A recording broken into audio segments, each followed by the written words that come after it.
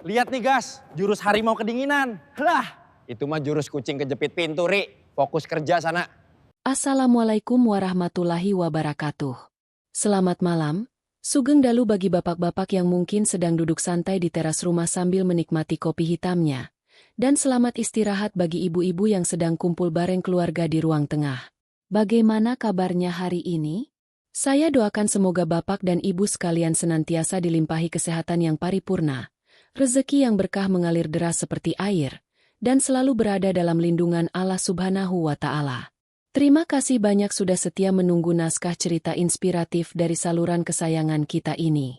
Sebelum kita menyelami kisah yang sangat luar biasa ini, saya ingin menyapa para sesepuh dan sedulur semuanya. Cerita yang akan saya bawakan ini bukan sekadar dongeng pengantar tidur, melainkan sebuah saksi bisu betapa tingginya harga diri bangsa Indonesia di mata dunia. Jika bapak dan ibu merasa bangga menjadi bagian dari bangsa yang kaya akan budaya ini, mari kita tunjukkan kekompakan kita. Bagi bapak-bapak yang merasa bangga dengan warisan leluhur kita, silakan ditekan tombol like-nya sekarang juga. Dan bagi ibu-ibu yang ingin anak cucunya tetap memegang teguh jati diri bangsa, jangan lupa untuk tekan tombol subscribe dan nyalakan loncengnya. Mari kita bangun silaturahmi ini dengan penuh kerukunan. Monggo, silakan disimak naskah perjuangan Bagas, sang pendekar Madiun. Madiun, sebuah kota yang tidak pernah tidur dari deru semangat para ksatria. Di setiap sudutnya, aroma tanah dan keringat di dalam padepokan adalah hal yang biasa. Disinilah Bagas tumbuh besar, seorang pemuda yang sejak kecil sudah akrab dengan suara gesekan kain seragam silat. Bagas bukanlah pemuda yang sombong atau suka pamer kekuatan di jalanan. Dia hanyalah anak seorang petani yang memiliki tekad baja untuk mengubah nasib keluarganya yang serba kekurangan. Setiap pagi, sebelum matahari benar-benar menampakkan wajahnya, Bagas sudah berada di sawah membantu ayahnya. Namun, di sela-sela waktu istirahatnya, dia selalu menyempatkan diri berlatih jurus-jurus dasar. Dia mengolah napas, memantapkan kuda-kuda, dan mempertajam gerak refleksnya. Kakeknya, seorang sesepuh silat yang disegani, selalu mengawasi setiap gerakannya dengan saksama dari kejauhan. Bagi Bagas, silat bukan hanya sekadar ilmu untuk menyakiti orang lain atau ajang untuk merasa paling hebat. Silat adalah tentang pengendalian diri, tentang bagaimana menghormati lawan, dan yang paling utama adalah tentang kerendahan hati. Kakeknya selalu berpesan, senjata paling ampuh bagi seorang pendekar bukanlah tangannya, melainkan kesabarannya. Pesan itu terpatri kuat di dalam dada Bagas, menjadi kompas dalam setiap langkah hidupnya. Namun, kenyataan hidup seringkali pahit bagi mereka yang jujur dan bekerja keras. Gagal panen yang terjadi bertubi-tubi membuat utang keluarga Bagas semakin menumpuk. Sang ayah hanya bisa termenung menatap sawah yang kering, sementara sang ibu mencoba menutupi kesedihan dengan tetap tersenyum. Bagas tahu, dia harus melakukan sesuatu yang besar untuk menyelamatkan rumah dan martabat keluarganya dari jeratan hutang. Suatu hari, seorang agen penyalur tenaga kerja resmi datang ke desanya menawarkan pekerjaan di Jepang. Bagas melihat ini sebagai sebuah harapan, sebuah cahaya di ujung terowongan gelap yang sedang mereka lalui. Meskipun harus pergi jauh ke negeri orang, Bagas membulatkan tekadnya demi senyum kedua orang tuanya. Dia mulai mengurus semua berkas dengan penuh semangat, meski hatinya terasa berat harus meninggalkan tanah kelahirannya. Perpisahan itu terjadi di sebuah sore yang mendung di stasiun kereta. Ibunya menangis terseduh-seduh sambil memegang erat tangan Bagas, seolah tak rela melepaskan putra satu-satunya. Ayahnya hanya bisa menepuk pundak Bagas dengan tangan yang gemetar, memberikan kekuatan tanpa kata-kata. Bagas berjanji di dalam hati, dia tidak akan pulang sebelum berhasil membanggakan mereka dan melunasi semua beban keluarga. Di dalam tas ranselnya yang lusuh, Bagas hanya membawa beberapa potong pakaian dan satu benda yang paling berharga. Benda itu adalah udeng dan sabuk hitam silat pemberian kakeknya sebelum beliau wafat. Itu adalah pengingat bahwa sejauh apapun kakinya melangkah, dia tetaplah putra Madiun yang memegang teguh prinsip pendekar. Dia tidak akan pernah melupakan akar budayanya, meski berada di bawah langit yang berbeda. Perjalanan udara yang panjang membawanya mendarat di Tokyo, sebuah kota metropolitan yang sangat asing baginya. Gedung-gedung beton yang menjulang tinggi menggantikan hamparan sawah hijau yang biasa dia lihat. Udara yang dingin mulai menusuk tulang. Namun semangat Bagas tetap hangat di dalam dadanya. Dia tahu, perjuangan yang sesungguhnya baru saja dimulai di tanah rantau yang jauh ini. Bagas ditempatkan di sebuah pabrik otomotif besar di pinggiran kota sebagai tenaga kontrak di bagian produksi. Kehidupan di sana sangat disiplin. Hampir seperti mesin yang terus berputar tanpa henti. Bagas harus beradaptasi dengan ritme kerja yang cepat dan bahasa yang sulit dipahami di awal kedatangannya. Namun, dia tidak pernah mengeluh. Dia justru mengambil jam lembur sebanyak mungkin demi mengirimkan uang lebih banyak ke kampung halaman. Ketegangan di pabrik mulai terasa ketika Bagas memasuki bulan ke-6 masa kerjanya di Jepang. Di sana, ada seorang supervisor lokal bernama Kenjiro yang memiliki reputasi sebagai pria yang keras dan arogan. Kenjiro bukan hanya seorang supervisor, tapi dia juga merupakan seorang pemegang sabuk hitam karate tingkat tinggi. Dia seringkali memamerkan kekuatannya dengan mematahkan papan kayu di depan para pekerja asing untuk mengintimidasi mereka. Kenjiro memiliki pandangan yang sangat merendahkan terhadap para pekerja dari negara berkembang, terutama Indonesia. Dia menganggap bahwa orang-orang dari tropis hanya tahu cara bermalas-malasan dan tidak memiliki disiplin mental. Bagas seringkali menjadi sasaran ejekan karena posturnya yang dianggap tidak atletis dan wajahnya yang selalu tampak tenang. Namun, Bagas hanya membalas ejekan itu dengan senyuman dan terus bekerja dengan giat. Setiap malam, di belakang asrama yang sepi dan dingin, Bagas selalu menyempatkan diri untuk berlatih secara diam-diam. Teman-teman sesama TKI awalnya menganggap Bagas hanya sedang melakukan senam biasa atau olahraga ringan. Mereka tidak tahu bahwa setiap gerakan yang dilakukan Bagas adalah hasil latihan bertahun-tahun di Padepokan Madiun. Bagas melatih kelenturan tubuhnya dan mempertajam rasa di tengah kesunyian malam Jepang. Suatu hari, kejadian yang mengubah segalanya pun terjadi di lantai produksi pabrik. Seorang rekan Bagas, pemuda asal Indonesia bernama Ari, secara tidak sengaja menjatuhkan sebuah komponen mesin karena kelelahan. Kenjiro yang melihat hal itu langsung mendatangi Ari dengan wajah yang memerah dan penuh amarah. Dia tidak hanya memarahi Ari, tapi dia mulai menghina bangsa Indonesia dengan kata-kata yang sangat menyakitkan.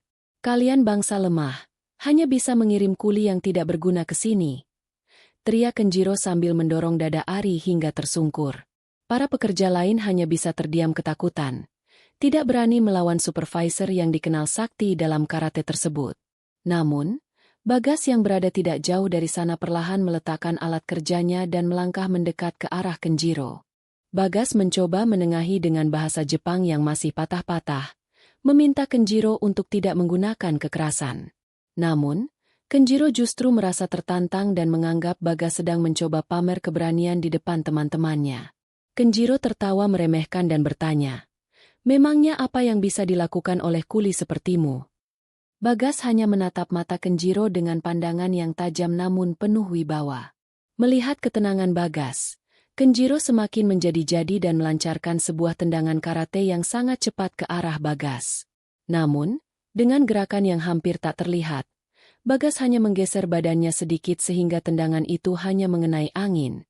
Seluruh pekerja yang menonton terkesiap. Mereka tidak menyangka Bagas memiliki refleks yang secepat itu di tengah situasi yang genting. Kenjiro merasa malu karena serangannya meleset di depan banyak orang. Dia merasa harga dirinya sebagai master karate terluka.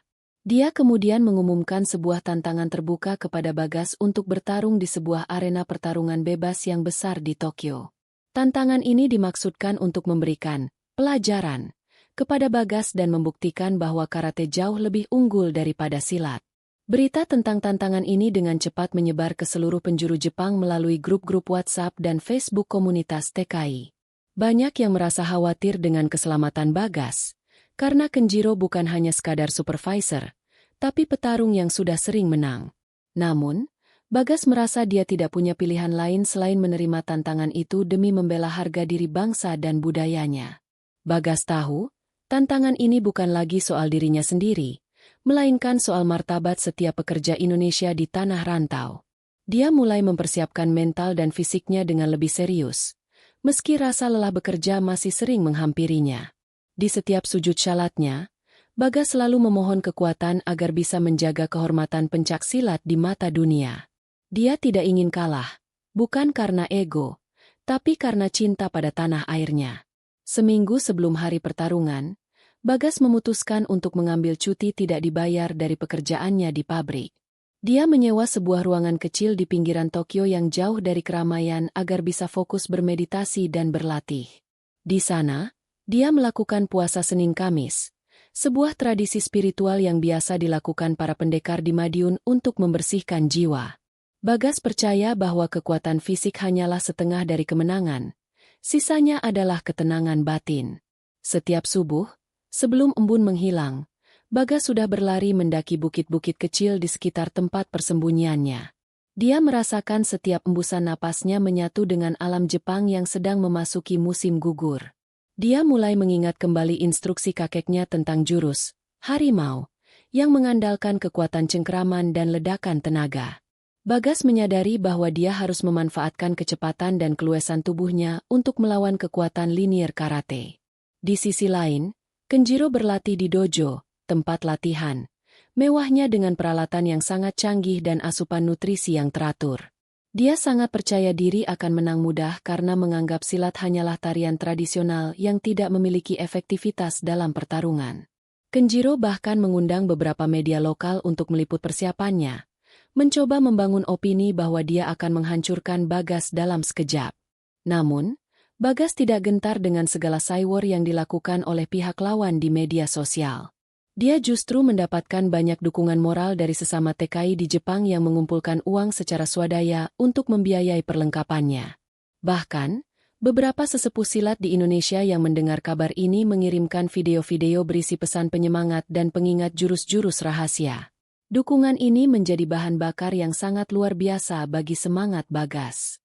Bagas menghabiskan waktu malamnya dengan melakukan latihan, olah rasa, mencoba merasakan getaran udara di sekelilingnya. Dalam filosofi silat Madiun, seorang pendekar harus bisa membaca niat lawan bahkan sebelum lawan itu bergerak. Bagas melatih pendengarannya agar bisa mendeteksi setiap langkah kaki lawan yang mencoba mendekatinya dari arah manapun. Dia ingin menjadi seperti air yang bisa menyesuaikan diri dengan wadah apapun namun memiliki kekuatan untuk menghancurkan batu.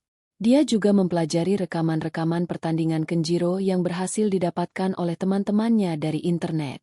Bagas melihat bahwa Kenjiro sangat kuat dalam serangan pukulan lurus, namun memiliki celah di pertahanan bawahnya saat sedang menyerang.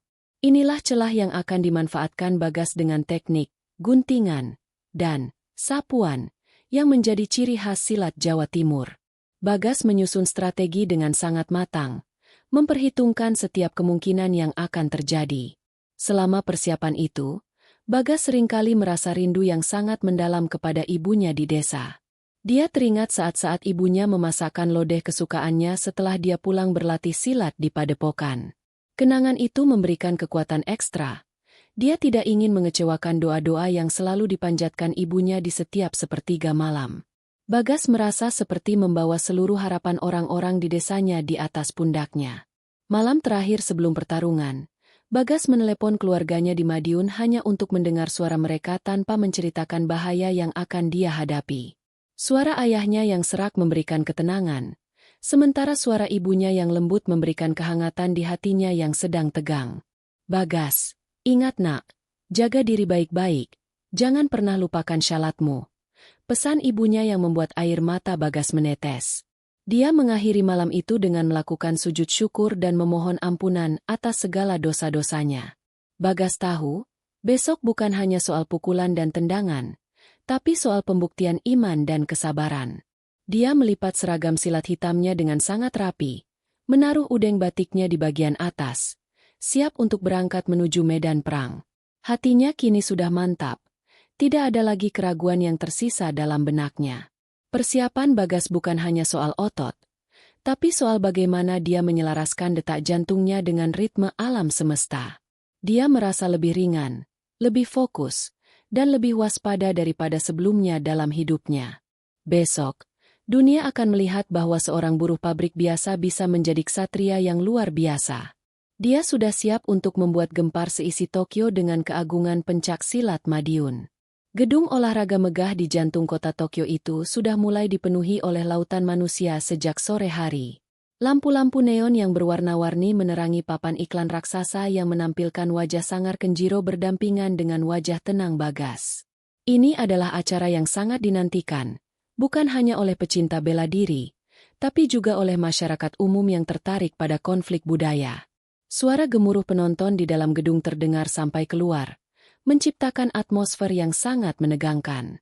Di dalam arena, tribun penonton terbagi menjadi dua kelompok besar yang sangat kontra satu sama lain. Di satu sisi, ribuan warga lokal Jepang mengenakan atribut karate dan membawa bendera Jepang, berteriak memberikan dukungan kepada Kenjiro. Di sisi lain, sebuah sudut tribun dipenuhi oleh ratusan TKI yang mengenakan kaos merah putih dan membawa spanduk-spanduk berisi dukungan untuk Bagas.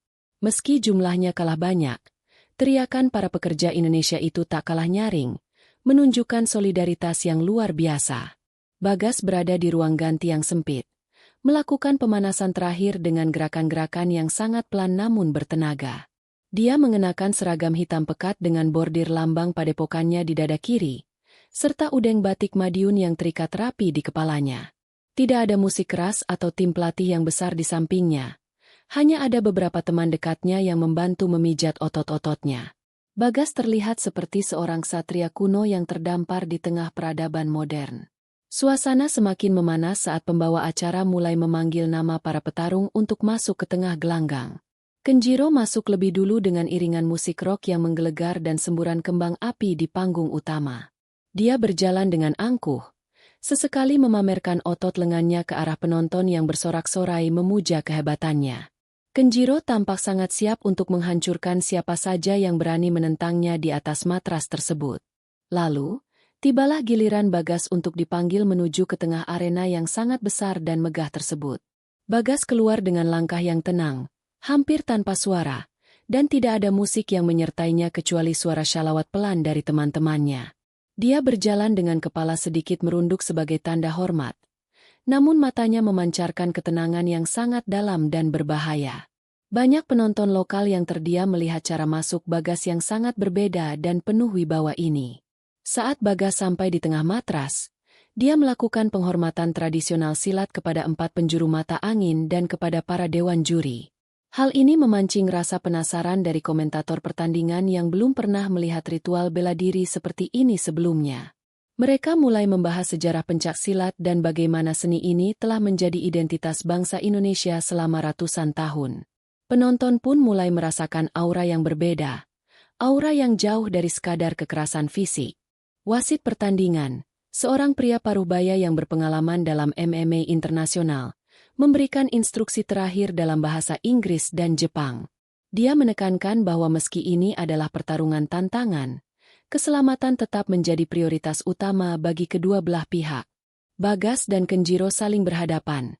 Jarak mereka hanya sekitar 2 meter, dan udara di antara mereka terasa sangat panas karena tekanan mental. Kenjiro menatap Bagas dengan kebencian, sementara Bagas menatap Kenjiro dengan rasa empati yang dalam. Bel tanda dimulainya ronde pertama akhirnya berbunyi, dan seketika itu juga seluruh gedung menjadi sunyi senyap sejenak. Inilah saat yang akan menentukan nasib kehormatan pencak silat di mata publik internasional yang skeptis. Kenjiro langsung mengambil posisi kuda-kuda karate yang rendah dan kokoh, siap melancarkan serangan kilatnya. Bagas mengambil posisi, pasang, yang sangat fleksibel.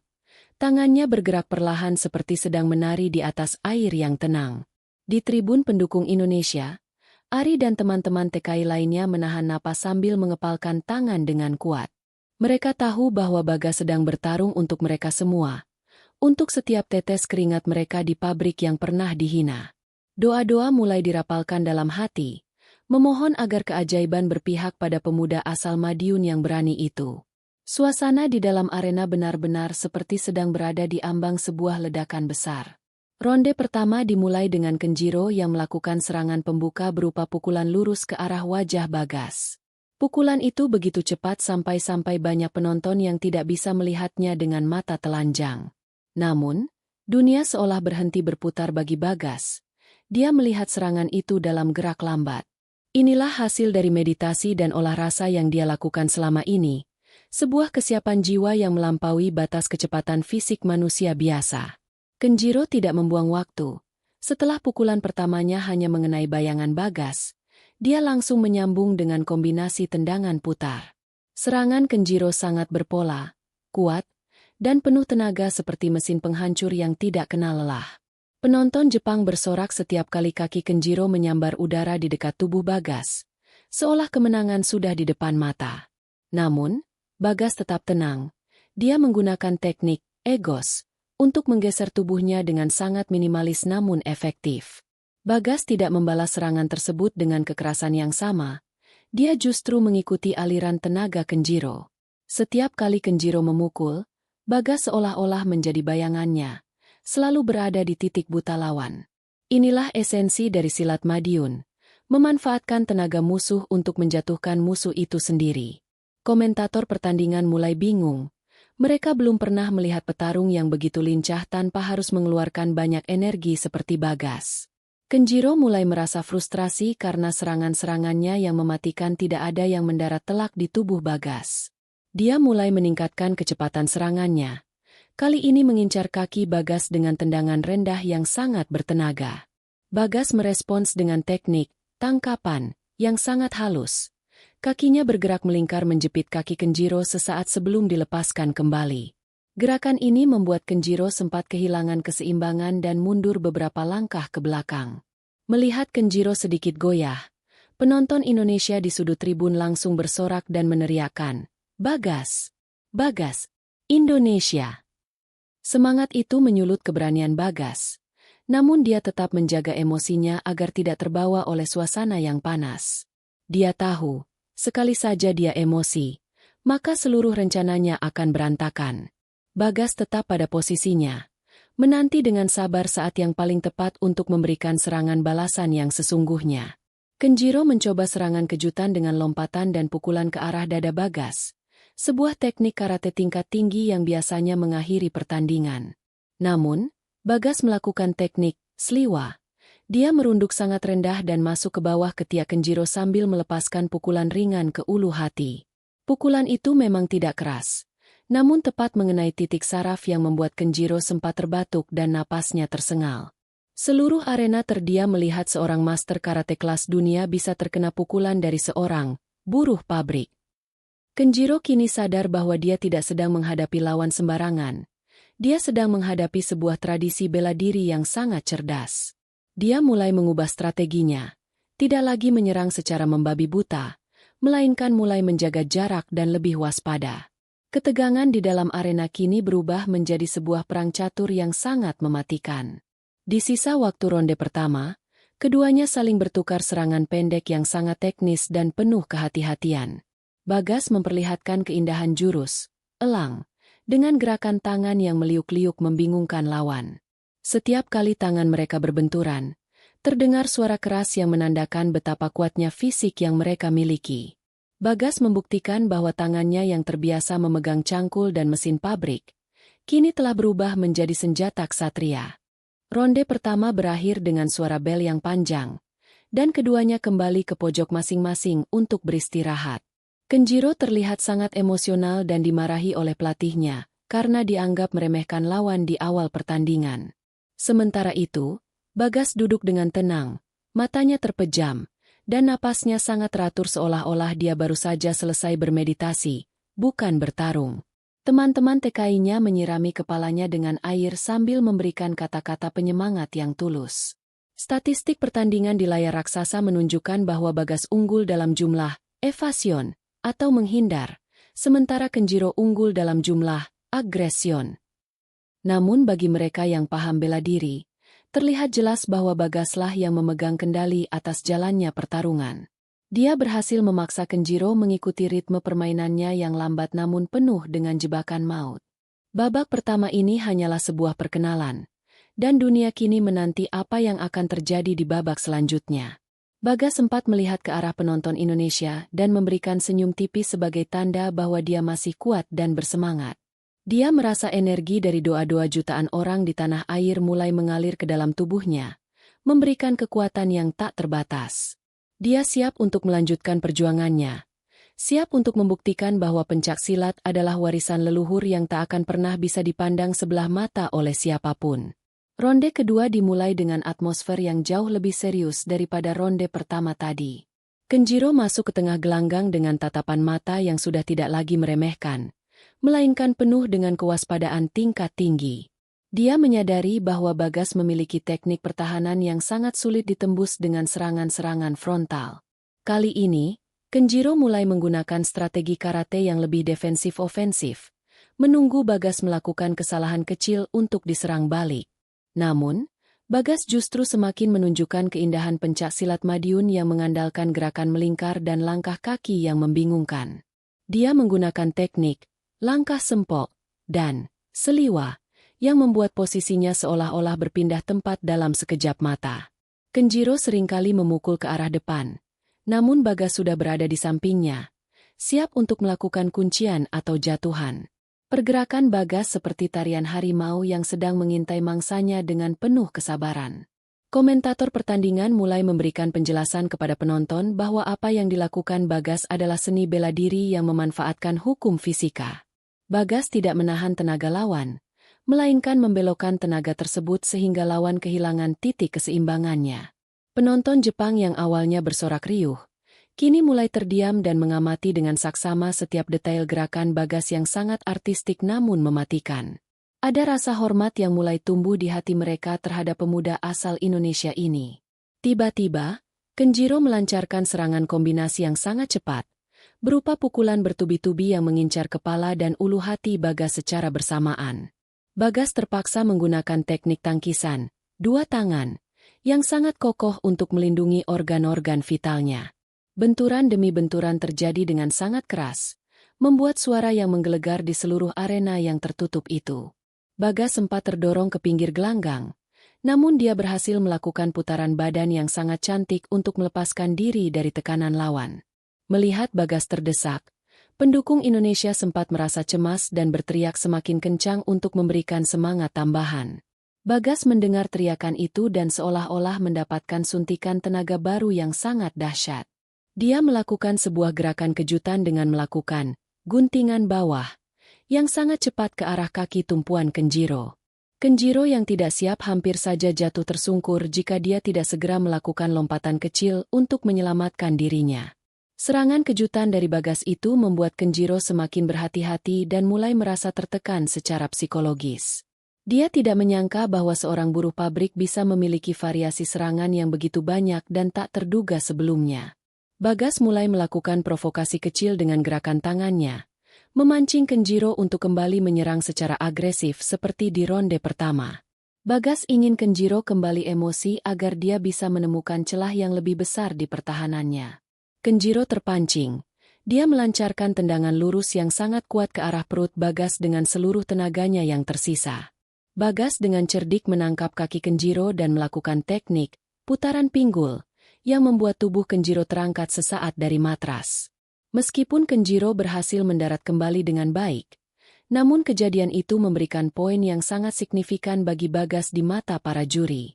Pertarungan kini benar-benar didominasi oleh kecerdikan strategi Bagas yang luar biasa. Di menit terakhir ronde kedua, Bagas mulai melakukan serangan-serangan pendek yang mengincar titik-titik lemah di tubuh Kenjiro seperti sendi bahu dan lutut. Setiap sentuhan Bagas seolah-olah memiliki getaran yang membuat otot-otot Kenjiro terasa kaku dan sulit digerakkan. Teknik ini dikenal sebagai totokan dalam dunia persilatan. Sebuah ilmu yang hanya dikuasai oleh mereka yang sudah mencapai tingkat tinggi. Kenjiro tampak mulai kewalahan menghadapi gaya bertarung Bagas yang sangat unik ini. Ronde kedua berakhir dengan posisi Bagas yang terlihat jauh lebih segar dibandingkan dengan Kenjiro yang sudah mulai bercucuran keringat deras. Penonton kini menyadari bahwa Bagas bukan hanya sekadar bertahan, tapi dia sedang memenangkan pertarungan ini secara perlahan namun pasti. Di pojok gelanggang, Kenjiro tampak sangat kesal dan mulai kehilangan kepercayaan dirinya di depan publiknya sendiri. Sementara itu, Bagas hanya tersenyum tipis dan tetap menjaga kerendahan hatinya. Bapak-bapak dan ibu-ibu sekalian, di sela-sela ketegangan ronde kedua ini, saya ingin menyapa panjenengan sedoyo kembali. Bagaimana? Seru sekali bukan perjuangan Mas Bagas ini? Monggo, Bagi bapak-bapak yang merasa bangga melihat pemuda kita tidak gentar di negeri orang, silakan ditekan tombol like-nya lagi sebagai bentuk dukungan nyata. Dan untuk ibu-ibu, jangan lupa ya tuliskan doa terbaik untuk seluruh TKI kita di kolom komentar agar mereka selalu dilindungi dimanapun berada. Mari kita lanjutkan ceritanya. Karena ronde ketiga akan menjadi puncak yang sangat mengharukan. Di sela-sela waktu istirahat menuju ronde terakhir, kamera menyoroti wajah Bagas yang sedang membersihkan keringatnya dengan handuk kecil. Terlihat bibirnya terus bergerak pelan, seolah-olah sedang merapalkan zikir atau doa-doa keselamatan yang diajarkan ibunya.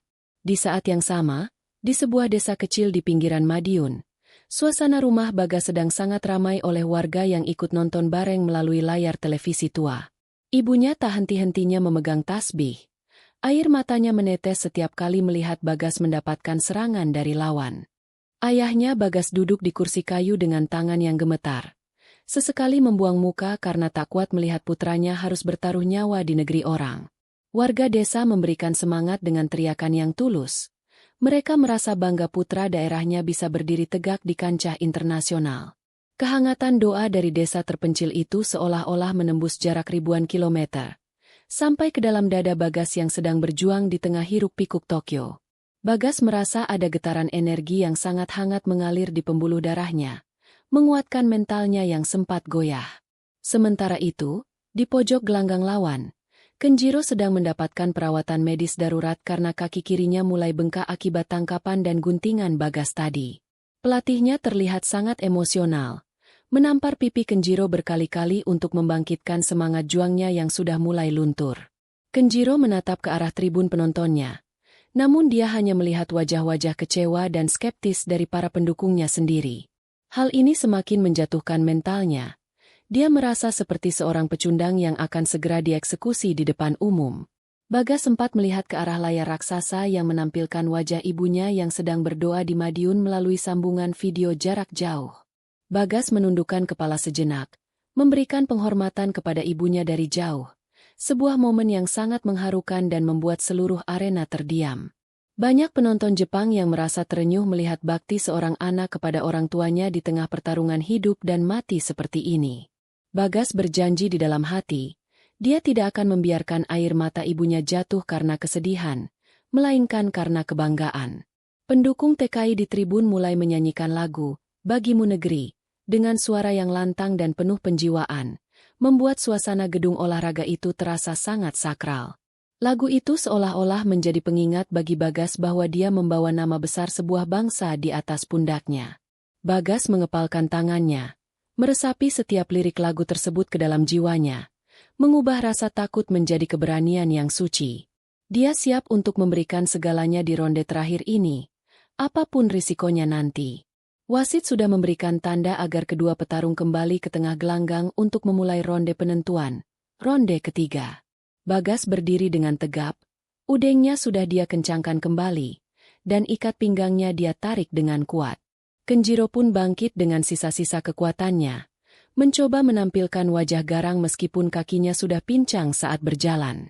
Keduanya kini berdiri berhadapan untuk terakhir kalinya sebelum sejarah besar tercipta di kota Tokyo yang gemerlap ini. Bapak-bapak dan ibu-ibu, mari kita bersama-sama mengirimkan doa sejenak untuk Mas Bagas agar diberikan kemenangan yang berkah. Bagi panjenengan yang belum sempat klik tombol subscribe, monggo segera ditekan gih, supaya tidak ketinggalan kelanjutan kisah yang sangat menguras emosi ini. Karena di bab-bab selanjutnya, kita akan melihat bagaimana teknik rahasia Madiun benar-benar membuat gempar dunia persilatan internasional. Dukungan Bapak dan Ibu sangat berarti bagi kami untuk terus berkarya menghadirkan naskah-naskah terbaik. Bagas mengambil posisi pasang yang sangat rendah, hampir menyentuh lantai, sebuah posisi yang dalam silat dikenal sebagai jurus harimau menunggu. Dia tidak lagi bergerak aktif, melainkan menjadi sangat statis namun penuh dengan konsentrasi yang luar biasa tajam.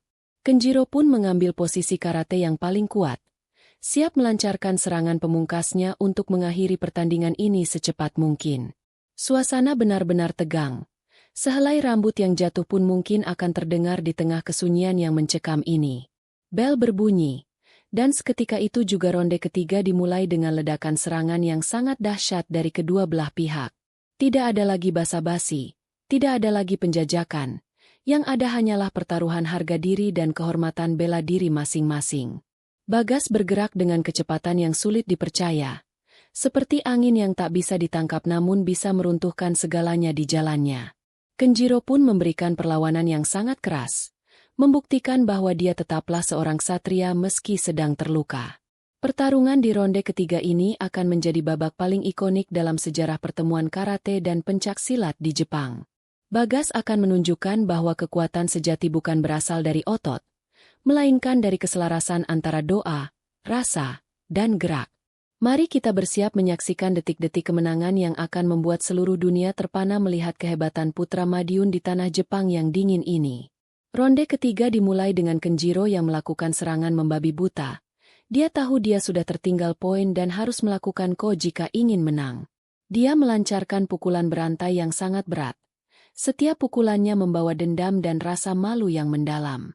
Bagas terpaksa menggunakan teknik pertahanan tingkat tinggi, menyilangkan lengannya untuk menahan gempuran yang datang bertubi-tubi seperti hujan badai. Suara benturan tangan mereka terdengar sangat keras, membuat nyali siapapun yang mendengarnya akan menciut. Namun, di tengah tekanan itu, Bagas justru tetap tenang dan mulai melakukan pernapasan, napas rasa, yang sangat dalam. Dia memejamkan mata sesaat, membiarkan tubuhnya bergerak secara otomatis merespons arah serangan lawan melalui getaran udara. Saat Kenjiro melepaskan tendangan lurus dengan kekuatan penuh, Bagas melakukan teknik potongan yang sangat akurat ke arah lutut Kenjiro.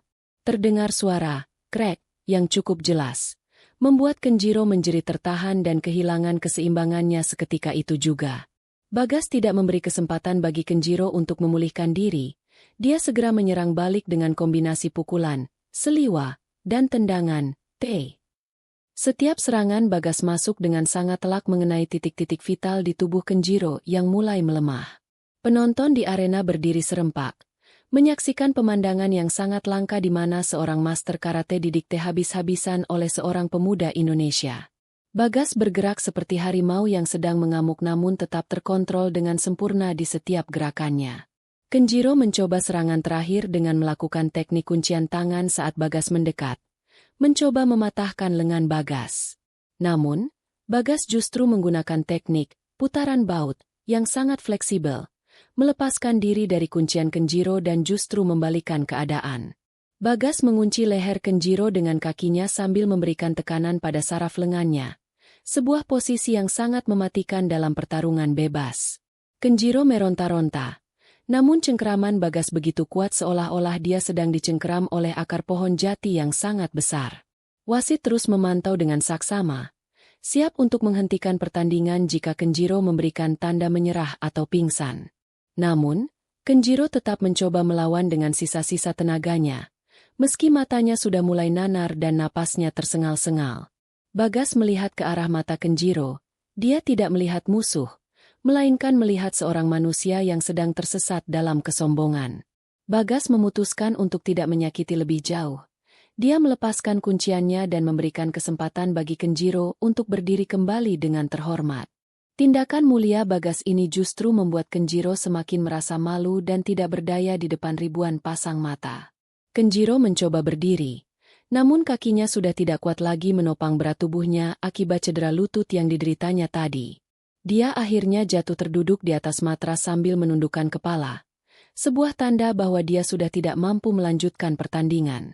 Seluruh arena seketika menjadi sunyi, seolah-olah mereka tidak percaya dengan apa yang baru saja mereka saksikan dengan mata kepala sendiri.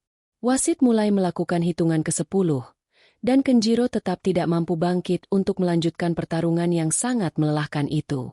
Wasit akhirnya mengangkat tangan Bagas tinggi-tinggi sebagai tanda kemenangan mutlak bagi sang pendekar dari Madiun. Suasana di dalam gedung olahraga itu seketika meledak oleh sorak-sorai kemenangan dari pendukung Indonesia yang sudah sejak tadi menahan napas. Mereka berhamburan ke arah gelanggang, mengibarkan bendera merah putih dengan penuh kebanggaan yang sangat luar biasa.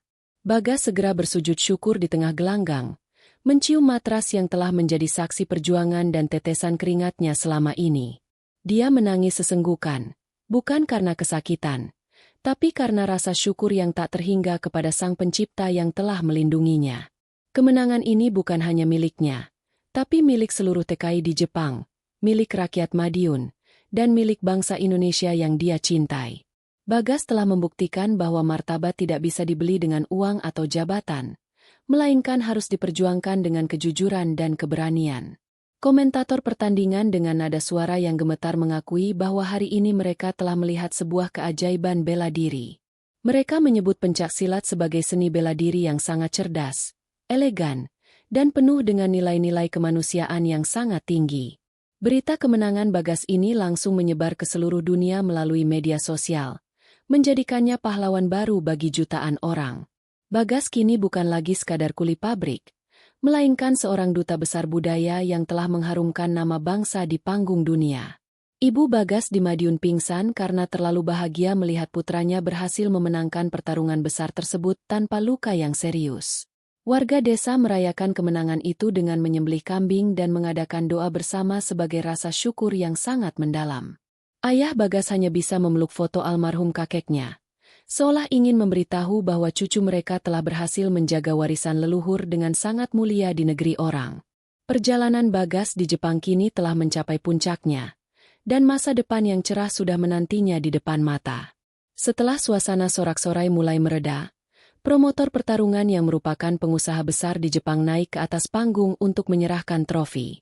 Trofi itu terbuat dari emas murni yang berkilauan, simbol supremasi kekuatan di arena pertarungan bebas tersebut. Bagas menerima trofi itu dengan kedua tangan yang masih gemetar, namun wajahnya tetap tenang dan penuh dengan kerendahan hati. Dia tidak merayakan kemenangan dengan gaya yang berlebihan, melainkan justru membungkuk hormat kepada seluruh penonton yang hadir sebagai tanda terima kasih. Bagas meminta izin kepada pembawa acara untuk berbicara sejenak menggunakan mikrofon di tengah arena yang masih sangat ramai itu. Dengan bahasa Jepang yang mulai lancar, Bagas berbicara tentang arti penting dari saling menghormati antar sesama praktisi bela diri di seluruh dunia.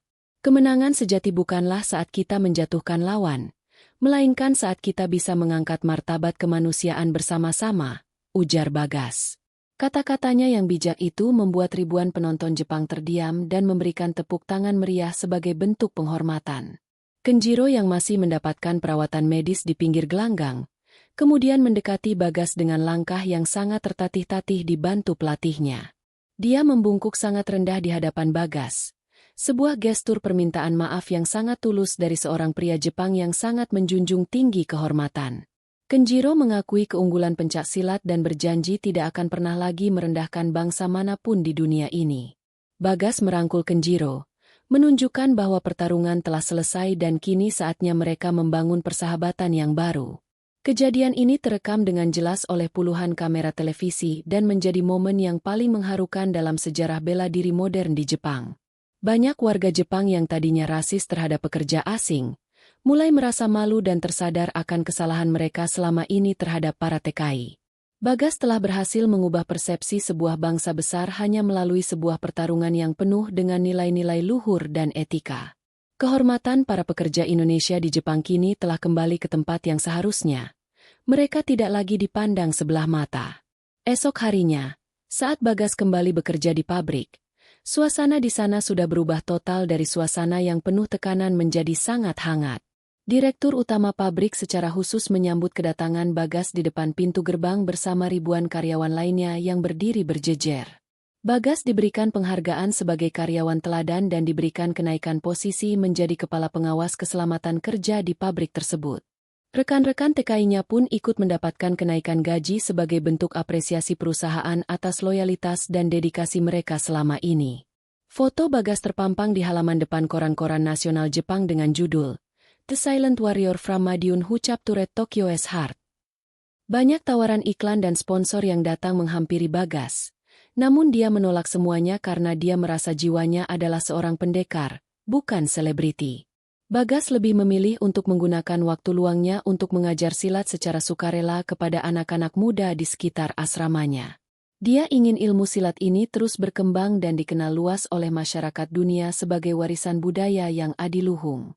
Bagas juga mulai sering diundang oleh Kedutaan Besar Republik Indonesia di Tokyo untuk menjadi narasumber dalam berbagai acara kebudayaan dan motivasi bagi para TKI. Dia selalu berpesan kepada rekan-rekannya agar jangan pernah merasa rendah diri meski hanya bekerja sebagai buruh kasar di negeri orang. Ingat, di tubuhmu mengalir darah para pendekar. Bekerjalah dengan jujur dan tetaplah menjaga martabat bangsamu. Pesan Bagas yang selalu disambut dengan tangis haru para pekerja. Bagas benar-benar telah menjadi ikon baru bagi perjuangan para pahlawan devisa di seluruh penjuru dunia. Uang bonus kemenangan yang jumlahnya sangat besar itu, Bagas kirimkan hampir seluruhnya ke Madiun untuk membantu pembangunan desa dan melunasi hutang ayahnya.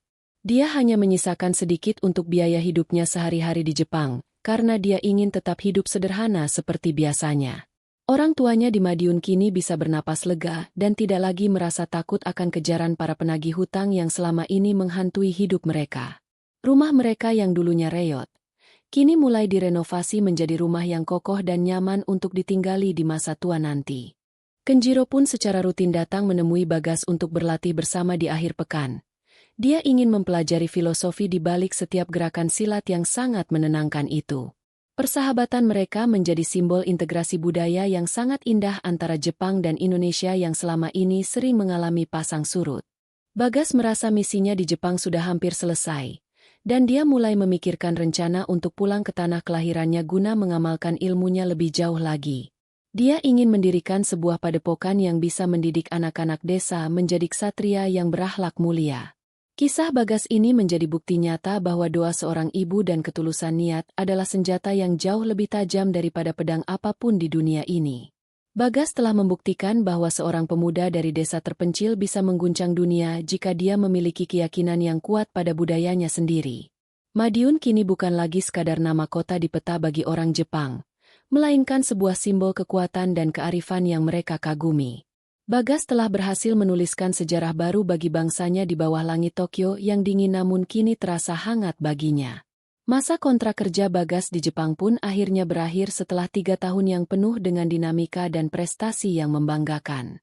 Bagas memutuskan untuk tidak memperpanjang kontraknya meski pihak manajemen pabrik menawarinya gaji yang sangat menggiurkan untuk tetap tinggal. Dia merasa kerinduannya pada Madiun dan keinginan untuk berbakti langsung kepada orang tuanya sudah tidak bisa ditawar-tawar lagi. Di hari terakhirnya, seluruh karyawan pabrik mengadakan pesta perpisahan yang sangat meriah untuk melepas kepergian sang pendekar yang mereka cintai itu. Kenjiro memberikan sebuah kenang-kenangan berupa pedang katana asli yang sangat indah sebagai simbol persaudaraan mereka yang abadi sebagai sesama praktisi bela diri. Bagas, kau adalah guru terbaik yang pernah kutemui. Meski aku lebih tua darimu. Terima kasih telah mengajariku arti kerendahan hati, ujar Kenjiro dengan mata berkaca-kaca. Bagas memeluk sahabatnya itu dengan erat, berjanji bahwa suatu saat nanti mereka akan bertemu kembali entah itu di Jepang atau di Indonesia. Suasana di Bandara Narita pun penuh dengan isak tangis dari para TKI yang merasa kehilangan sosok kakak dan pelindung mereka selama ini.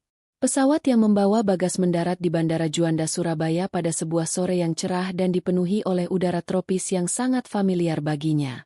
Bagas merasa sangat terharu saat melangkah keluar dari pintu kedatangan dan disambut oleh ratusan pendekar silat dari berbagai perguruan di Jawa Timur.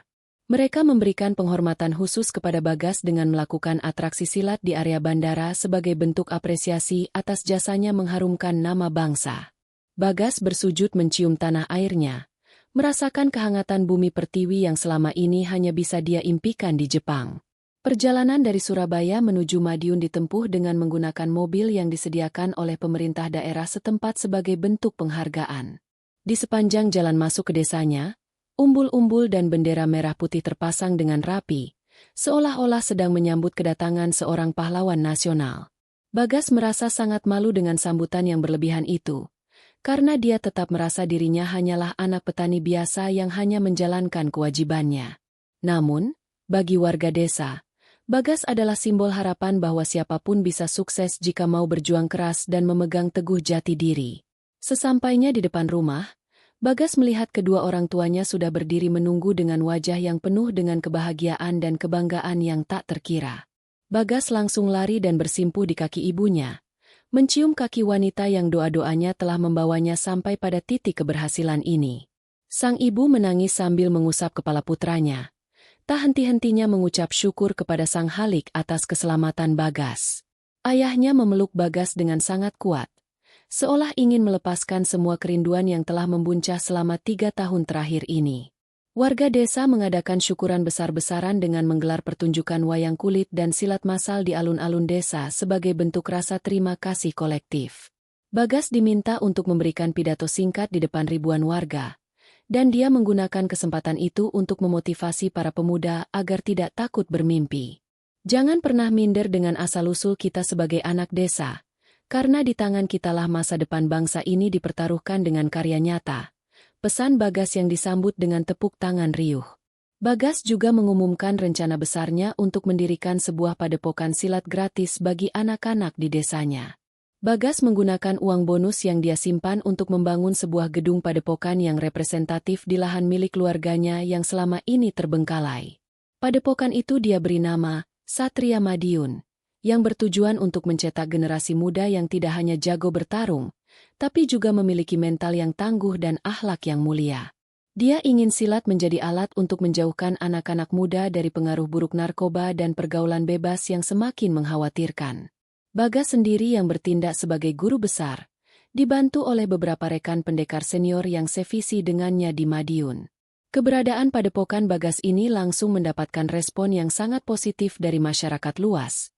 Bahkan murid-muridnya datang dari luar Kabupaten Madiun. Bagas mengajarkan kurikulum silat yang dia padukan dengan disiplin kerja dan manajemen waktu yang dia pelajari selama bekerja di perusahaan otomotif Jepang. Hasilnya, murid-murid Bagas dikenal sebagai pribadi yang sangat disiplin, sopan, dan memiliki rasa solidaritas yang sangat tinggi antar sesama. Banyak dari mereka yang kemudian berhasil masuk ke sekolah-sekolah unggulan dan menjadi atlet silat berprestasi di tingkat nasional maupun internasional.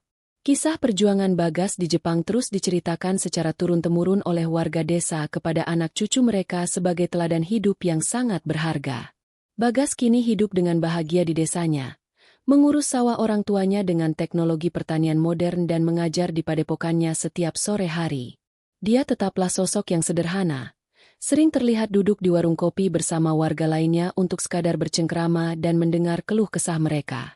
Bagas telah menemukan kebahagiaan sejati yang selama ini dia cari, yaitu memberikan manfaat sebanyak-banyaknya bagi tanah kelahirannya sendiri.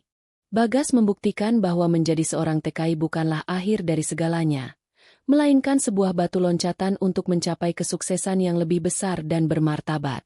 Dia telah menjadi cahaya baru bagi Madiun, kota silat yang kini semakin bersinar di peta dunia berkat jasa seorang pemuda yang berani melawan kesombongan dengan kerendahan hati. Warisan Bagas bukan hanya berupa gedung padepokan atau medali emas, melainkan semangat juang yang akan terus mengalir di dalam darah setiap pendekar Madiun untuk selama-lamanya. Tahun-tahun telah berganti menjadi dekade, dan rambut Bagas kini sudah mulai memutih dimakan usia, namun pancaran matanya masih tetap tajam dan penuh wibawa. Padepokan Satria Madiun kini telah berkembang menjadi sebuah institusi pendidikan bela diri dan karakter yang sangat besar di Indonesia, dengan ribuan cabang di berbagai daerah. Murid-murid Bagas kini telah menjadi pemimpin-pemimpin hebat di berbagai bidang, mulai dari jenderal TNI, pengusaha sukses, hingga guru-guru yang berdedikasi tinggi bagi nusa dan bangsa. Kenjiro, yang kini juga sudah menjadi sesepuh karate di Jepang, seringkali berkunjung ke Madiun bersama murid-muridnya untuk melakukan pertukaran budaya secara rutin.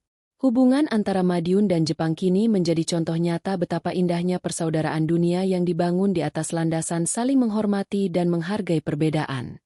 Bagas seringkali terlihat duduk di pendopo padepokan bersama Kenjiro, mengenang kembali masa-masa muda mereka saat bertarung di arena Tokyo yang sangat legendaris itu. Bagas merasa tugasnya di dunia ini sudah hampir paripurna. Dia telah mewariskan sesuatu yang jauh lebih berharga daripada harta benda bagi generasi penerus bangsanya. Dia telah mewariskan jiwa pendekar, sebuah jiwa yang selalu siap membela kebenaran, menjaga kedamaian, dan selalu merendah seperti filosofi ilmu padi.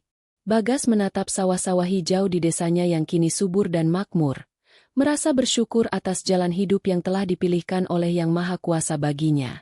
Di suatu sore yang tenang, saat matahari sedang perlahan terbenam di ufuk barat Madiun, Bagas mengumpulkan seluruh murid dan keluarganya di depan padepokan. Dengan suara yang masih sangat berwibawa, dia memberikan pesan terakhirnya yang sangat menyentuh hati sanubari siapapun yang mendengarnya. Anak-anakku, Jangan pernah lupakan jati dirimu sebagai orang Indonesia yang santun.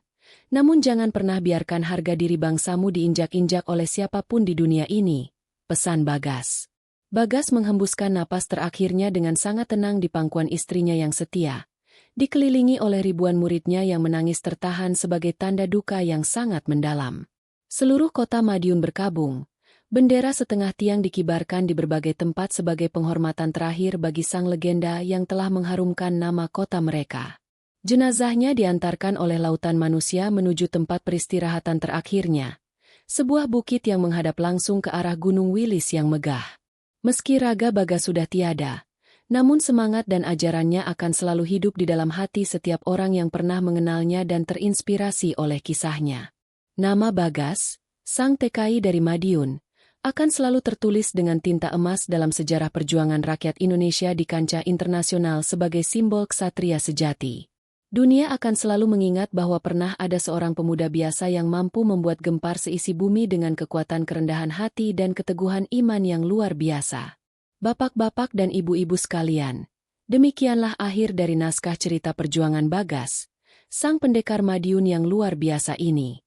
Semoga setiap bab yang kita lalui bersama dari awal hingga akhir tadi bisa menjadi pelajaran berharga dan motivasi bagi kita semua dalam menjalani kehidupan yang penuh tantangan ini.